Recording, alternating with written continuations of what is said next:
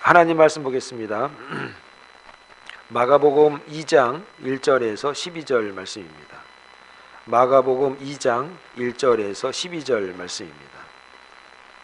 수일 후에 예수께서 다시 가버나움에 들어가시니 집에 계시다는 소문이 들린지라 많은 사람이 모여서 문 앞까지도 들어설 자리가 없게 되었는데 예수께서 그들에게 도를 말씀하시더니 사람들이 한 중풍병자를 4사람에게 메워 가지고 예수께로 올세 무리들 때문에 예수께 데려갈 수 없으므로 그 계신 곳에 지붕을 뜯어 구멍을 내고 중풍병자가 누운 상을 달아 내리니 예수께서 그들의 믿음을 보시고 중풍병자에게 이르시되 작은 자야 내 죄 사함을 받았느니라 하시니 어떤 서기관들이 거기 앉아서 마음에 생각하기를 이 사람이 어찌 이렇게 말하는가 신성모독이로다 오직 하나님 한 분 외에는 누가 능히 죄를 사하겠느냐 그들이 속으로 이렇게 생각하는 줄을 예수께서 곧 중심에서 아시고 이르시되 어찌하여 이것을 마음에 생각하느냐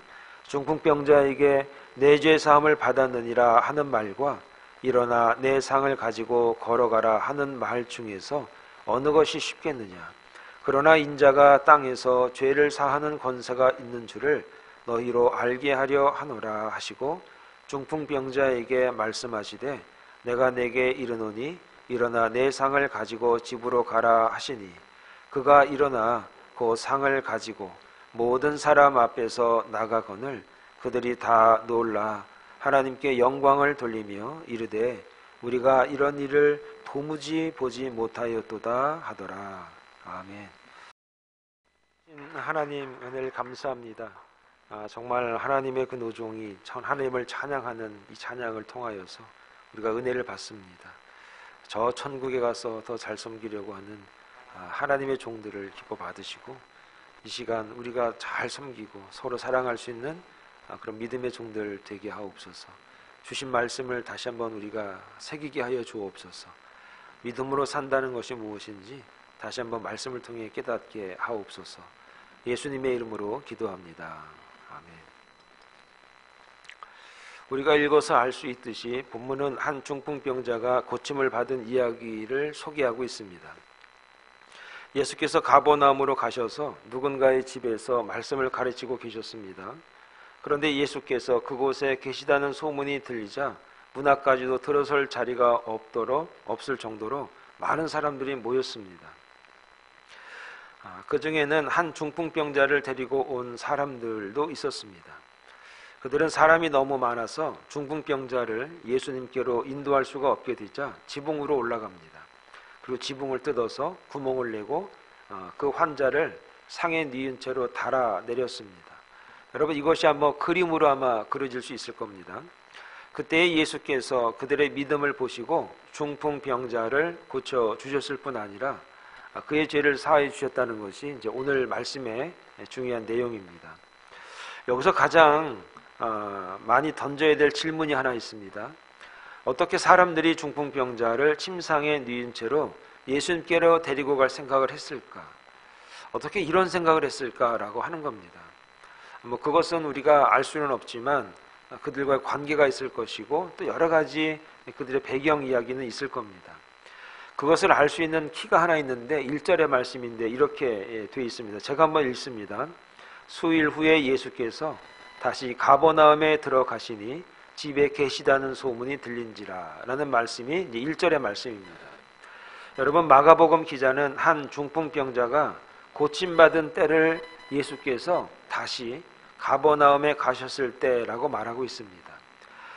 예수님께서 다시 가버나움에 가셨다는 것은 전에도 그곳에 가셨다는 뜻 아닙니까? 그러니까 예수님께서 다시 오셨을 그때를 말하는 겁니다. 여러분 가버나움은 갈릴리 바다의 북쪽 그리고 북서쪽에 위치합니다. 지금 하마스와 이스라엘과 전쟁하고 있는 그 남쪽은 이제 가자지구라고 해서 남쪽이고 북쪽은 이제 반대편입니다.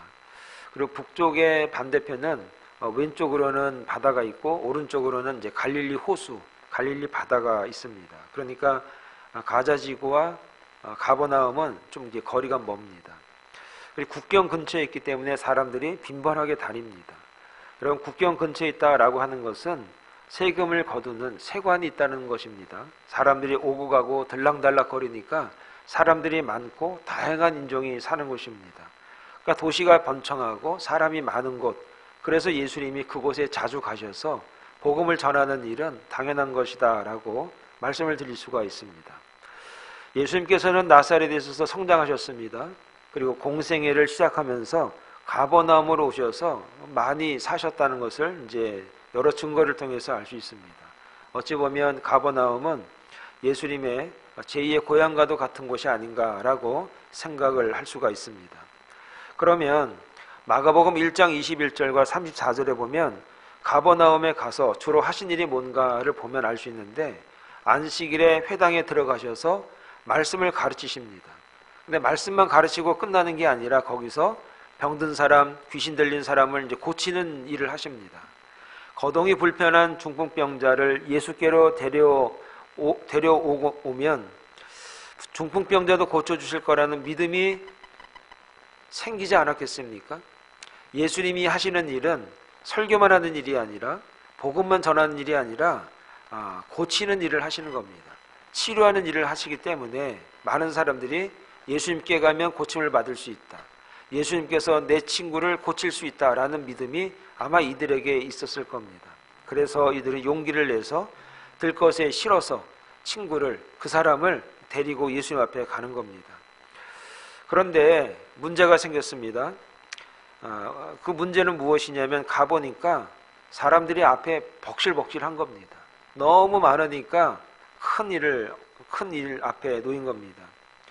여러분, 문제는 복음서에 기록한 이 내용들은 동시대의 사람들이 기록을 한 내용입니다. 그래서 사실은 예수님 앞에 가면은 치료받을 수 있어 라고 하는 그 소문은 그 시대에는 아마 유명한 소문일 겁니다. 그런데 오늘 저와 여러분들이 이 소문으로 들은 것이 아니라 우리는 성경의 말씀으로 이 사건을 알고 예수님의 그런 고치심을 우리가 알고 있습니다. 문제가 뭐냐? 그 당시의 사람들은 예수님이 그 당시에 유명한 인사 중에 하나 아니겠습니까? 기적과 치료가 있으니까 얼마든지 그 얘기를 듣고 그리 가려고 했을 겁니다. 그런데 오늘 이 시대에 살고 있는 저와 여러분들은 동시대 사람들이 아니기 때문에 예수님한테 갈 수는 없습니다. 예수님을 찾아갈 수는 없습니다. 그런데 어떻게 보면은 우린 동시대 사람은 아니지만 예수님의 그 사역과 예수님의 치료하심과 예수님의 그 역사하심을 사실은 우리가 더 자세히 보고 그 현장에는 없지만 그 현장과 같은 느낌을 우리가 알 수 있는데, 바로 성경을 통해서 우리가 알 수가 있습니다. 그러니까 성경에 나와 있는 예수님의 기적과 행적은 오늘 우리 시대에 수많은 사람에게 들려졌는데 그 말씀을 믿느냐, 그 말씀을 듣고 있느냐, 그 말씀이 진짜 나에게 주신 하나님의 말씀이냐에 따라서 성경이 오늘 우리에게 하시는 말씀이 현장에 있는 말씀이 될 수도 있지만 남의 나라 옛날 이야기로 들릴 수도 있다라고 하는 겁니다. 그런데 저는 성경을 믿는 사람으로서 어찌 보면 오늘 이 시대의 사람들은 그 시대 사람들보다 더 큰 이득을 얻고 더 크게 유리한 입장이다라고 생각하는 사람입니다. 당시 사람들은 자신들이 살고 있는 지역에만, 그리고 그 당대에만 보고 들을 수가 있었습니다. 예를 들어서 가나에서 행한 기적은 가나 사람들에게만 보고 들을 수 있는 기적 아니겠습니까? 가버나움에서 행하신 일은 가버나움 사람들에게서만 보고 들을 수 있는 기적입니다. 그러나 지금은 성경을 통해서 예수께서 행하신 일을 직접 두 눈으로 보고 두 귀로 들을 수 있는 그런 유리한 점이 오늘 저와 여러분들의 입장이라는 겁니다. 공교롭게도 오늘 주어진 이 성경은 오늘은 12월 둘째 주일로 전 세계가 성소주일로 지킵니다. 성소주일은 한국에서만 지켜지는 것이 아니라 전 세계 누구나 이날은 성소주일로 지킵니다. 하나님을 믿는 사람은 성소주일로 오늘 지킵니다. 1899년부터 이 일이 있었는데, 하나님의 말씀을 받은 것에 대한 감사와 감격으로 이웃에게 성서를 더 보급하자, 더 많이 보급하자 하는 정신으로 이제 지켜지는 것입니다. 이 성경이 오늘 우리에게 감사로 주어진 것이면 하나님의 말씀, 예수님의 이 기적의 말씀이 우리에게도 동일한 기적과 은혜의 말씀이 되는 것이고, 그렇지 못한 이들에게는 그냥 아무것도 아닐 겁니다. 따라서 우리가 믿음으로 살기 위해서는 성경 말씀을 가까이 해야 하는 겁니다. 여러분, 믿음은 결코 저절로 생기지 않습니다. 여러분, 믿음만큼 정직한 게 없는 것 같습니다. 믿음은 하나님의 말씀을 읽고 들은 만큼만 자랍니다.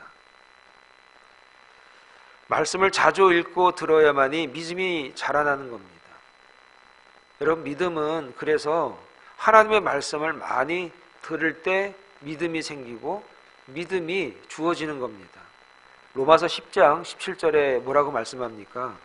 믿음은 들음에서 나며 들음은 그리스도의 말씀으로 말미암았느니라. 그러니까 믿음을 갖기 위해서는 말씀을 들어야 됩니다. 말씀을 들으면 그리스도의 말씀으로 믿음이라고 하는 것이 오늘 우리에게 생기게 되는 겁니다. 안 들으면, 못 들으면 안 생기는 겁니다. 오늘 우리는 하나님의 말씀, 성경이 오늘 우리에게 있습니다.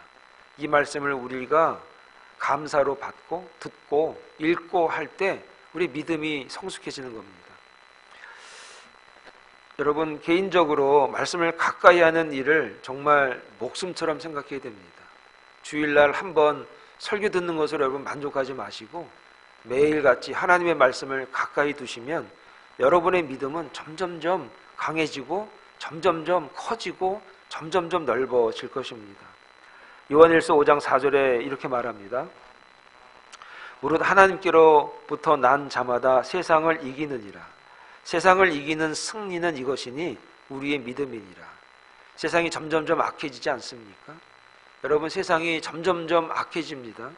이건 다 동의할 겁니다. 이럴 때 오늘 우리가 이 세상을 이겨야 됩니다. 근데 어떻게 이기느냐?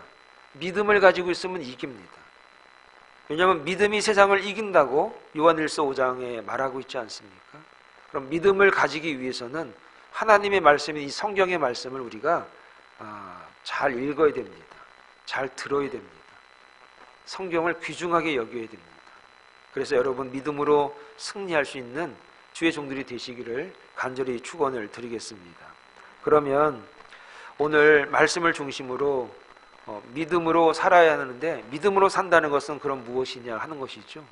오늘 이 말씀을 통해서 저와 여러분들이 그 하나님이 우리에게 주시는 정말 그 음성을 한번 좀 잘 들을 수 있길 좀 바라겠습니다. 첫 번째는 믿음으로 사는 과정에는 분명히 장애물이 있다는 겁니다. 우리가 믿음으로 살려고 할 때 장애물이 분명히 있다는 겁니다. 4절의 말씀을 읽습니다. 무리들 때문에 예수께 데려갈 수 없으므로 그 계신 곳에 지붕을 뜯어 구멍을 내고 중풍병자가 누운 상을 달아 내리니, 이렇게 기록하고 있습니다. 네 사람이 중풍병을 고침받을 수 있다는 믿음을 갖고 예수님께 나갔을 때 어떤 일이 벌어졌습니까? 여러분, 사람들이 너무 많아가지고 문 앞에 들어갈 수가 없습니다. 예수님을 만날 수가 없는 겁니다. 분명히 예수님 앞에 나가서 예수님이 치료해 주시면 이 환자가, 이 중풍병 환자가 나을 수 있다는 믿음을 가지고 4명이서 그 환자를 들고 가는 겁니다. 들것에 실어가지고. 그런데 가보니까 사람이 너무 많은 겁니다. 여러분, 이것이 참 오늘 우리에게 주는 교훈이 있습니다. 우리가 믿음으로 주님께 나아가는 과정에는 분명히 장애가 있습니다. 따라서 장애를 당연한 것으로 생각하고 믿음으로 그 장애를 넘어가려고 해야 하는 겁니다. 성경을 보면 예수님을 만나기 전 장애를 경험하지 않은 사람은 거의 없습니다. 키가 작은 삭개오 얘기를 좀 해드리면, 키가 작은 것도 그는 장애였죠. 그래서 키가 작으니까 예수님이 안 보입니다. 그래서 뽕나무 위로 올라갔습니다. 사람들이 삭개오를 싫어했습니다. 왜냐하면 세관이니까, 세리니까. 그러니까 직업적으로도 신체적으로도 이런 장애가 있는데 그 장애를 극복하려고 애쓰니까 주님께서 삭개오의 집에서 머무르시고 또 삭개오는 주님을 영접하는 그런 영광을 얻지 않습니까? 여러분, 소경 바디메오라는 사람이 있습니다. 그런 시각장애인입니다. 보고 싶었습니다. 세상이 어떤지 알고 싶은 겁니다. 그런데 예수님이 지나간다는 얘기를 듣고 예수님한테 소리 질렀습니다. 나를 불쌍히 여겨달라고. 그 주변에 많은 사람들이 조용히 해, 조용히 하라고 막 꾸짖었습니다. 그런데 그때 기가 죽어가지고 그냥 조용히 그냥 말지 뭐 했다면은 그냥 영원히 시각장애인 아니겠습니까? 그런데 거기에 굴하지 않고 더 큰 소리로 다윗의 자손이여 나를 불쌍히 여기소서라고 소리 지르니까 예수님이 가던 걸음을 멈추시고 그를 치료하셨습니다. 12해 동안 혈루증 앓았던 여인이 있습니다. 얼마나 참 힘든 인생을 살았습니까? 소문을 들어보니까 주님이 이 길을 지나간다는 겁니다. 그러면 주님 지나갈 때 내가 그 옷 만지면 낫지 않을까? 주님을 만나면 낫지 않을까? 그런데 사람들이 너무 많죠. 가까이 갈 수가 없습니다. 그럴 때 손을 길게 빼가지고 주님 옷자락 만지려고 애를 쓰는 겁니다. 손가락을 길게 늘여가지고 아주 간절한 마음으로 그냥 주님 한번 만져보겠다고 하는 그 심정이, 그 믿음이 그에게 있었습니다. 그랬더니 주님이 나한테서 능력이 나갔어. 그 여인이 치료받습니다.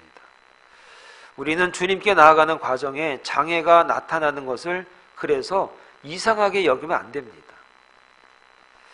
오히려 주님의 뜻대로 살려고 하는데 왜 하나님께 도와주지 않는지 막 그렇게 생각하는 사람이 있어요. 그러면 시험 들어요. 그 장애 때문에 시험 들어서 점점점 멀어지는 경우가 많습니다. 그런데 그 장애 당연한 거고 이걸 내가 넘어가야지라고 생각을 하면 은혜가 있는 겁니다. 베드로전서 4장에 보니까 이렇게 베드로가 말합니다.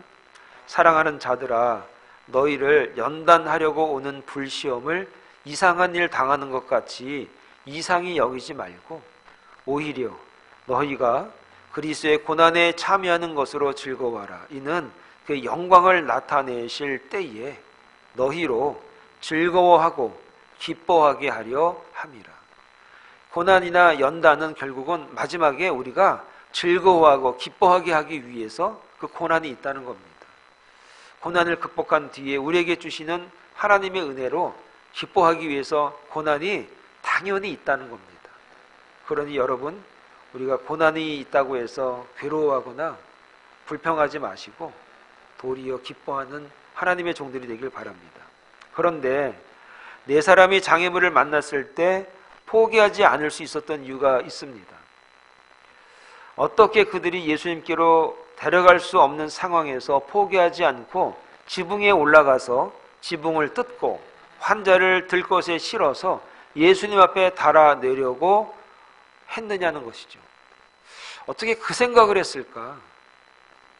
여러분, 이게 참 아이러니합니다. 어떻게 이런 생각을 했을까?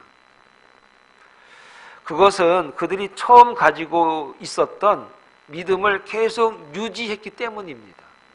여러분, 이걸 한번 잘 고민해 보시기 바랍니다. 그들이 처음에 가졌던 그 믿음이 뭡니까? 처음에 이 4명의 사람들이 가지고 있었던 믿음이 뭐냐면 예수님께로 가면, 예수께로부터 중풍병자를 데리고 가면 반드시 고침받을 수 있어 라고 하는 그 처음 가지고 있는 믿음이 장애를 만났을 때에도 그 믿음이 있었다는 겁니다. 그 믿음이, 처음 가지고 있는 그 믿음을 가지고 장애를 만났을 때 그 믿음이 약해지거나 포기하거나 실망하거나 하지 않고 똑같이 그 믿음을 유지하고 있었기 때문에 이걸 어떻게 극복할까까지 나간 겁니다. 여러분, 우리의 실력을, 우리의 믿음을 유지한다는 게 여러분 얼마나 어렵습니까?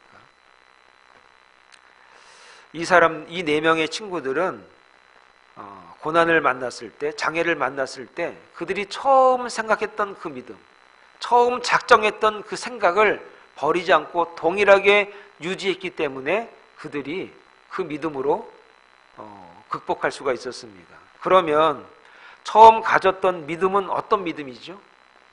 오늘 저와 여러분들이 예수 믿고 처음 가지고 있었던 그 믿음의 내용은 뭐냐는 거예요. 예수께서 우리의 죄를 대신하여 십자가에 못 박혀 돌아가시고 부활하신 사실을 믿는 믿음, 그게 오늘 우리가 갖는 믿음이에요. 그게 우리가 처음 가져야 될 믿음인 거예요. 죽은 자가 살아난다는 것을 믿는다는 것이 여러분 그게 엄청난 겁니다. 그걸 믿는다는 것은요, 보통 사람이 믿어지는 게 아닙니다. 그 믿음은 오늘 우리가 예수 믿고 나서 처음 고백하는 신앙의 고백 중에 하나가 예수 그리스도께서 우리를 위해서 죽으시고 죽으다가 3일 만에 부활하셨다라고 하는 그 믿음, 그 믿음이 오늘 우리의 첫 믿음이고 그 믿음을 계속 유지할 수 있어야 하는 겁니다. 여러분, 어떻게 죽은 자가 살아난다는 것을 믿을 수가 있습니까? 이것보다 더 큰 믿음은 세상에 사실은 없습니다. 여러분, 이 믿음을 가지고 있으면 우리에게 다가오는 어떤 장애도 우리는 이길 수가 있습니다. 왜 장애 앞에 무릎을 꿇습니까? 왜 장애 앞에 우리가 뒷걸음질 칩니까? 왜 장애 앞에 오늘 우리의 마음이 흩어집니까? 이 처음 믿음이 연약해지고 이 처음 믿음이 없어지기 때문에 장애를 만나면 두렵고 걱정하고 그리고 실망하고 아파합니다. 여러분, 오늘 우리가 가지고 있는 이 믿음을 계속 유지할 수 있길 바랍니다. 여러분, 어떤 한 기자가 D.L. 무디, 여러분 D.L. 무디가 미국의 부흥에 있어서 굉장한 분 아닙니까? D.L. 무디에게 어떤 기자가, 신문 기자가 질문했습니까? 당신이 사역하는 데 있어서 가장 장애가 되는 사람은 어떤 종류의 사람입니까? 이런 질문을 했습니다. 그러자 D.L. 무디가 이렇게 대답합니다. 그 어떤 사람보다도 무디라고 하는 작자 때문에 가장 골치가 썩고 있습니다. 이런 대답을 했습니다. 제가 일을 하는데, 제가 사역하는데, 제가 전도하는데 가장 큰 문제는 누구 때문이 아니고 어떤 상황이 아니고 어떤 이유 때문이 아니라 나 때문이요. 내가 제일 문제지 문제는 내 안에 있지 바깥에 있지 않습니다. 이 얘기를 무디 선생이 했습니다. 여러분, 오늘 우리가 어떤 상황이 다가왔을 때 자꾸 누구 때문이라는 핑계를 찾으려고 할 때가 많습니다. 어떤 상황이라고 이야기하고 싶을 때가 많습니다. 그런데 대부분의 문제는 나지 외부가 아니라는 겁니다. 내가 가지고 있는 믿음을 잘 가지고 있고 잘 유지만 하고 있으면 우리는 사실 어떤 장애도 넘어갈 수가 있다는 겁니다. 사랑하는 여러분, 믿음으로 산다는 것은 장애를 극복하는 겁니다. 우리에게 장애가 온다면, 어려움이 온다면 그 어려움과 그 장애를 우리의 믿음으로 이겨낼 수 있는, 넘어가려고 하는, 극복하려고 하는, 유지하려고 하는 그 믿음만 가지고 있다면 우리는 분명히 승리할 수 있습니다. 여러분, 이 믿음이 저와 여러분들의 믿음이 되기를 간절히 축원합니다. 두 번째, 믿음으로 산다는 건 무엇이냐? 함께 하려고 해야 됩니다. 자, 이 말씀이 오늘 말씀의 좀 중요한 포인트입니다. 5절의 말씀인데 한번 들어보시죠. 예수께서 그들의 믿음을 보시고 중풍병자에게 이르시되 작은 자야, 내 죄 사함을 받았느니라, 이렇게 말씀하셨습니다. 여러분, 중풍병자를 살리는 일에 네 사람이 끝까지 함께 했다는 게 참 굉장히 중요합니다. 처음에 그들이 중풍병자를 예수님께로 데려가는 과정에는 하나 되는데 별로 문제가 없습니다. 왜냐하면 예수님에게 가기만 하면 나을 수 있다라고 하는 믿음이 동일했기 때문에 그들이 하나가 되어서 들것에 실어서 그 친구를 나르는 일에는 문제가 없는 겁니다. 그렇지 않습니까? 문제가 없는 거예요. 근데 문제가 무엇이냐? 문제를 만났을 때 문제가 되는 거예요. 장애를 만났을 때는 문제가 되는 거예요. 처음에 그들이 4명이서 동일한 마음을 가지고 왔어요. 와보니까 사람이 너무 많아요. 그러면은 이 문제 앞에, 이 장애 앞에는 사람들의 생각이 같을까요? 다를까요? 문제를 만났을 때는요, 어떤 난관이 생겼을 때는 그것을 해결하려고 하는 마음의 생각은 다 다르다는 겁니다. 4명의 사람이, 4명의 친구가 처음에는 좋은 생각, 좋은 취지, 좋은 믿음, 한마음이 되어서 예수님 앞에까지 왔어요. 그런데 들어가려고 하다 보니까 너무 사람이 많으니까 이 장애 앞에서는 4명의 친구의 생각이 다 다르다는 거예요. 여기서부터 사실 문제가 발생합니다. 아마 어떤 친구는 이랬을 겁니다. 포기하자. 다음에 오자. 예수님이 자주 오시니까 오늘만 날이냐? 오늘만 날 아니잖아. 그치? 내 말이 맞지? 이런 사람이 있었을까요? 없었을까요? 있죠. 분명히 이런 사람이 있습니다. 어떤 사람은 또 이럴 거예요. 좀 기다려보자. 흩어질 때까지. 1시간이고 2시간이고 하루고 이틀이고 한번 기다려보자. 그런 사람이 있었을까요? 없을까요? 자기가 아픈 게 아니니까, 급하지 않으니까 기다리지 뭐. 짜장면 시켜 먹고 짬뽕 시켜 먹고 기다리지 뭐 하고 기다려보자라고 하는 사람도 있을 거예요. 또 한 친구는 그러지 말고 욕먹을 거 각오하고 한번 뚫어볼까? 그냥 야, 한번 밀어봐 해서 그런 친구도 있을 거라고요. 장애를 만나면, 어려움을 만나면, 고난을 만나면 사람들의 생각은 이렇게 다양한 겁니다. 근데 그 중에 한 사람이 이랬을 거예요. 그러지 말고 우리 지붕 위에 한번 올라가서 한번 뚫어가지고 내려볼까? 이런 사람이 있었으니까 그런 결과가 있었겠죠. 4명의 친구의 생각은 다 다릅니다. 내가 고집 부릴 수 있습니다. 내가 고집 부려서 내 생각대로 할 수가 있습니다. 그런데 한 사람이 지붕 위로 올라가서 구멍을 한번 내보지. 4명이니까 금방 뚫을 수 있을 거야. 그래, 그렇게 해보자. 아마 3명의 친구가 끝까지 우겼으면 지붕 위로 못 올라가죠. 그런데 3명의 친구가 마음을 접는 겁니다. 생각을 접는 겁니다. 자기의 소신을 내려놓는 겁니다. 자기의 고집을 내려놓는 겁니다. 이 친구 말 한번 들어보자. 그래, 지붕 위로 한번 올라가 보자 라고 자기의 생각을 내리니까, 따라가려고 하는 마음이 생기니까 지붕 위로 올라갈 수 있게 된 겁니다. 여러분, 여기서 오늘 우리에게 주시는 메시지가 뭘까요? 여러분, 개인적으로 문제를 해결하는 방법과 여러 사람이 함께 문제를 해결하는 방법에는 분명히 차이가 있다는 겁니다. 우리가 교회라는 곳으로 이렇게 모였기 때문에 이 얘기가 오늘 우리에게 중요하다는 겁니다. 개인적인 문제를 해결하기 위해서는 뚫어버리려고 하는, 밀어붙이려고 하는, 전진하려고 하는 그런 믿음이 있으면 어떻게 보면 참 멋있는 거예요. 야, 그 사람 대단해. 아주 그냥 지칠 줄 모르는 힘이 어디서 나오는지 모르겠어. 뭐 그럴 수 있지 않습니까? 그런데 여러 사람이 함께 장애를 극복하기 위해서는 겸손한 믿음이 필요한 겁니다. 소위 믿음이 있다는 사람들이 함께 주회를 하다가 중도에 다투고 갈라서는 것은 그냥 전진하려고 하는 믿음이 한 사람만 더 있어도 그냥 그 깨지는 거예요. 그러지 않아요, 여러분? 그런데 내 생각이 옳다고 생각이 들지만, 내 생각이 더 유리할 거라고 생각이 들지만, 그런데 겸손한 믿음을 가지고 나를 겸손의 자리로 내릴 때 지붕 위로 올라갈 수가 있는 거죠. 여러분은 그동안에 어떤 믿음이셨습니까? 우리는 그동안에 어떤 믿음으로 주님을 섬기고 가정을 섬기고 여러분의 직장을 섬기셨느냐 하는 겁니다. 자, 여기서 하나 더 생각을 해볼 게 있습니다. 4사람이 지붕을 뜯고 중풍병자를 예수님 앞에 달아내릴 때 예수님의 반응이 중요합니다. 5절에 보니까 예수님이 뭐라고 말씀하셨냐? 하늘을 이렇게 보니까 뭐가 내려오는 거예요.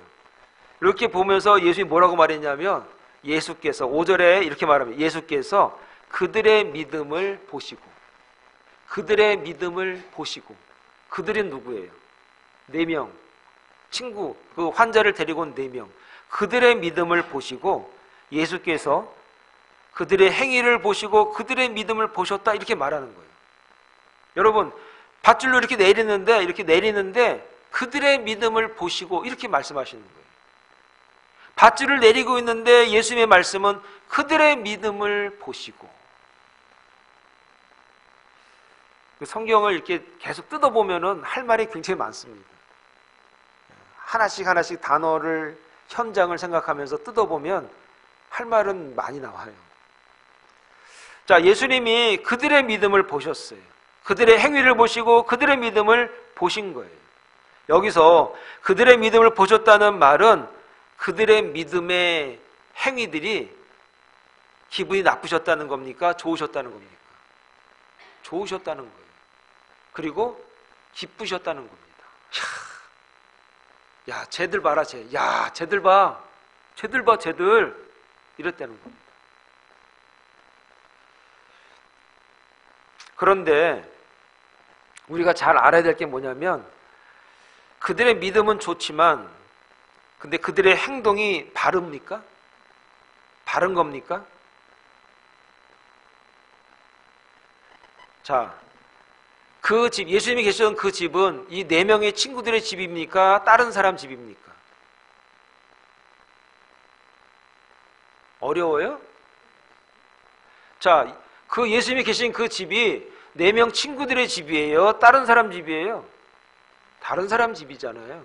그러면 지붕 위에 올라가면은 가택 침입 아닙니까? 그리고 지붕을 뜯으면 어떡하죠? 그 남의 집을 왜 구멍을 내? 제가 여러분들 집에 가가지고 목사라고 해가지고 꽃갱이 들고 막 지붕 막 뚫으면 여러분 어떻게 할 것 같아요? 목사님 미쳤어요 지금? 지금 뭐 하는 거예요 지금? 뭐 그러지 않겠어요? 아유 목사님 감사합니다 구멍 뚫으세요 이런 사람은 어디 있어요? 그럼 이 행동은 올바른 거예요? 아니면 올바르지 않은 거예요? 올바르지 않은 거죠. 그런데 예수님이 그들의 행동을 보고 그들의 믿음을 보시고 기뻐하셨어요.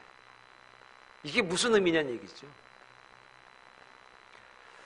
여러분 저기 한국 그 법에 들어가 보면은 남의 집에 이렇게 구멍을 내거나 남의 집을 이렇게 기둥을 패버리거나 이러면은 손괴죄라 그럽니다. 3년 이하의 징역, 700만 원 이하의 벌금이 있어요. 범죄란 얘기입니다. 미국에서 이런 일을 하면 어떻게 되죠? 수당하죠, 수. 피곤해지는 겁니다. 아주. 그런데 예수님이 그들의 믿음을 보시고 너무 좋으셨어요. 여기서 그들의 믿음을 보셨다는 건 뭘 보셨느냐? 자기들이 구멍을 내서 남의 집에 해를 끼치고 손괴를 했지만 그것까지도 내가 책임지겠다는 겁니다. 그것까지도 내가 대가를 지불하겠다는 겁니다. 내가 그런 대가를 지불할 각오를 가지고 그들이 이 친구를 살리기 위해서, 이 환자를 살리기 위해서 구멍을 낸 겁니다. 그것을 보시고 예수님께서 기뻐하신 거죠. 여러분, 여기서 오늘 우리가 생각해야 될 게 있습니다. 주님 앞에 나아간다는 것, 주님 앞에 믿음으로 산다는 것, 오늘 우리가 대가를 치른다라고 하는 각오를 말하는 겁니다. 저는 이 친구들이 구멍 내고 도망가지 않았을 것 같습니다. 원상복구했거나 아니면 그만한 대가를 지불했을 겁니다. 여러분, 이것이 오늘 믿음으로 산다는 겁니다. 가장 중요한 것은 내가 주님 앞에 나아가는 것이 가장 중요하지, 과정 속에서 나에게 다가온 그 모든 대가는 내가 지불하겠습니다. 내가 책임지겠습니다. 그 정도 내가 각오가 있습니다. 라고 하는 마음과 자신감, 용기, 믿음을 가지고 지붕 위에 올라가서 구멍을 낸 겁니다. 믿음으로 산다는 것은 각오하는 겁니다. 나에게 손해가 있고 나에게 대가를 지불하라고 하는 그런 영수증이 있을 때 그걸 감당하는 겁니다. 이 친구들은 그런 각오를 하고 지붕 위로 올라간 겁니다. 여러분, 이 믿음이 오늘 우리의 믿음이 돼야 합니다. 믿음으로 산다는 것은 믿음은 다 돼가 아니라 내가 각오합니다. 주님 앞에 나아가는 것 난관이 있지만, 장애물이 있지만 그 믿음 제가 끝까지 유지할 겁니다. 그리고 지붕 위에 올라가서 구멍을 내야 되는데 나에게 손해가 되지만 그래도 제가 감당하겠습니다. 법을 지키고 그리고 저에게 책임을 물으면 제가 책임지죠. 라고 하는 각오가 그게 믿음으로 산다는 겁니다. 오늘 저와 여러분들이 이런 믿음으로 살아가는, 이런 믿음의 책임이 있는 그걸 하나님의 종들이 되시기를 간절히 축원을 드리겠습니다. 책임지려고 하니까 또 이게 생각이 좀 바뀌셨어요? 하나만 더 말씀을 드리면, 주님이 죄를 사하시는 권세가 있다는 거예요. 10절 11절의 말씀인데 한번 읽어봅니다. 그러나 인자가 땅에서 죄를 사하는 권세가 있는 줄을 너희로 알게 하려 하노라 하시고 중풍병자에게 말씀하시되 내가 내게 이르노니 일어나 내 상을 가지고 집으로 가라 하시니, 이렇게 말씀합니다. 여러분 5절의 말씀을 우리가 읽었는데 한번 제가 읽어드리면 이렇습니다. 예수께서 그들의 믿음을 보시고 중풍병자에게 이르시되 작은 자야 내 죄 사함을 받았느니라, 이렇게 이제 예수님이 말씀하셨어요. 여러분 오늘 성경은 중풍병자가 죄 사함을 받은 이유를 무엇이라고 말합니까? 네 사람의 믿음 때문이라고 말하지 않습니까? 그들의 믿음을 보시고 내 죄 사함을 받았느니라, 분명히 그렇게 문장이 돼 있어요. 그렇게 돼 있는데, 그런데 우리는 지금까지 어떻게 우리의 죄를 사함 받습니까? 남의 믿음을 보고 내 죄 사함을 받습니까? 우리 엄마 때문에 내가 사함 받습니까? 우리 와이프 때문에 내가 죄를 사함 받습니까? 그거 아니지 않습니까? 근데 오늘 문장은 그렇게 돼 있어요. 그럼 이게 무슨 얘기냐는 얘기예요. 한번 좀 설명을 좀 드리면 이렇습니다.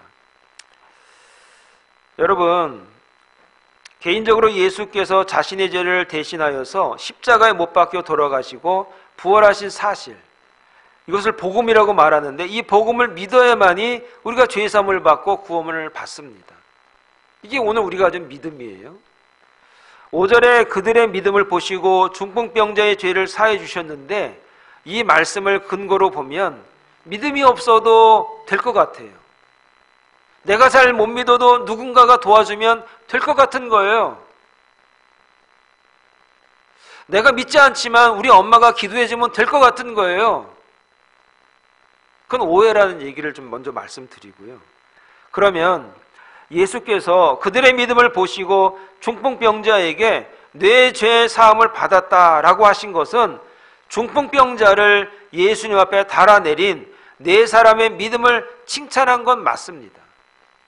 다른 사람의 믿음으로 죄 사함을 받는다는 것을 가르친 것은 그런데 아니라는 거예요.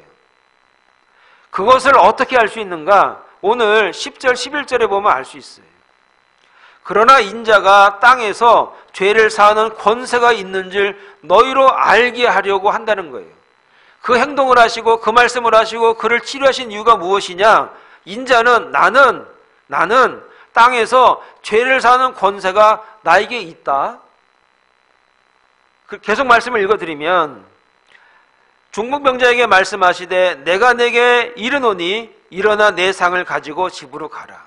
여러분, 우리는 이 말씀을 통하여서 왜 예수님께서 중풍병자를 고치신지를 알 수가 있습니다. 한마디로 말하면 예수님 자신이 죄를 사하는 권세가 있음을 보여주는 거예요. 서기관들이 말합니다. 죄 사하는 권세는 하나님밖에 없는데 저 사람이 죄를 사하네. 이 얘기는 결국 뭐예요? 내가 곧 하나님이라는 거예요. 인자는 하나님이라는 거예요. 내가 원래 하나님의 자리에 있었는데 하나님과 동등됨을 취할 것으로 여기지 아니하고 이 땅에 사람의 몸으로 오신, 인자의 몸으로 오신 하나님이라는 것을 보이시는 거예요. 이 사건의 중심은 무엇입니까? 어떻게 하면 우리가 치료받지? 어떻게 하면 우리가 고침을 받을 수가 있지? 어떻게 하면 복을 받을 수가 있지? 어떻게 우리의 믿음을 통해서 하나님의 복을 끌어낼 수 있는 거야? 그 얘기를 하는 게 아니라 예수님은 하나님이라는 거예요. 예수님은 하나님이시라는 거예요. 그거를 보이기 위해서 중풍병자를 고치시는 거예요. 그리고 그에게 내 죄 사함을 받았다. 이제 들고 가. 집으로 가도 돼. 사랑하는 여러분, 죄 사함과 구원은 다른 사람의 믿음으로 받을 수 없습니다.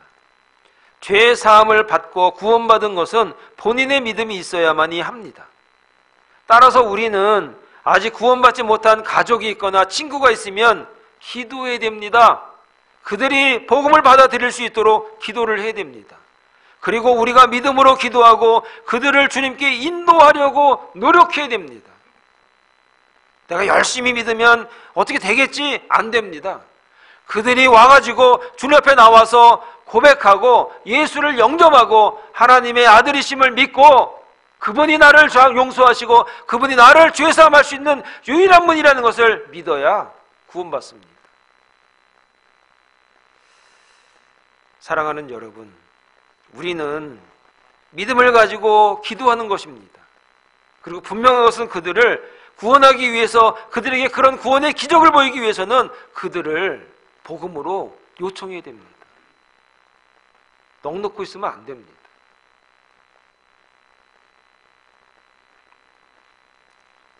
말씀을 마치겠습니다. 오늘 저와 여러분들이 믿음으로 살려고 노력할 때에 장애물이 있습니다. 분명히 장애가 있습니다. 나는 정말 믿음으로 잘하려고 하는데 분명히 장애가 있습니다. 이상한 게 아니라 당연합니다.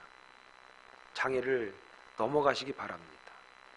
그리고 내가 가지고 있는 믿음이 맞지만 겸손한 믿음으로 내 것을 내려놓을 때에 우리는 지붕 위로 올라갈 수가 있습니다.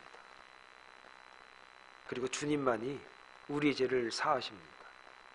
이 믿음으로 이 12월 달 이제 성탄의 계절을 맞이하는데 주님 오심을 더 기뻐하시고 이 주님 오심을 우리 친구들에게, 우리 이웃에게 좀 알리고 초청하는 선한 종들이 다 되시기를 간절히 축원을 드리겠습니다. 기도하겠습니다. 거룩하신 하나님, 은혜를 감사합니다.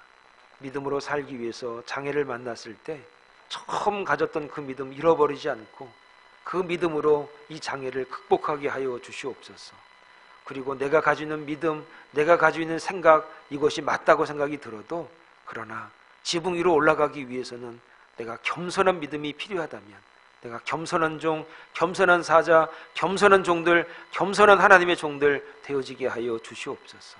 주님만이 나를 사하시고 주님만이 나를 용서하시고 주님만이 나의 구원의 빛이라는 사실을 깨닫고 우리가 주님의 은혜에 덧입어서 이 성탄의 계절을 다시 한번 온 이웃에게 복음을 증거하는 기회로 삼을 수 있도록 하나님 오늘 우리의 마음속에 뜨거운 믿음을 주시고 그리고 그렇게 정말 전할 수 있는 용기를 허락하여 주시옵소서. 예수님의 이름으로 기도합니다. 아멘.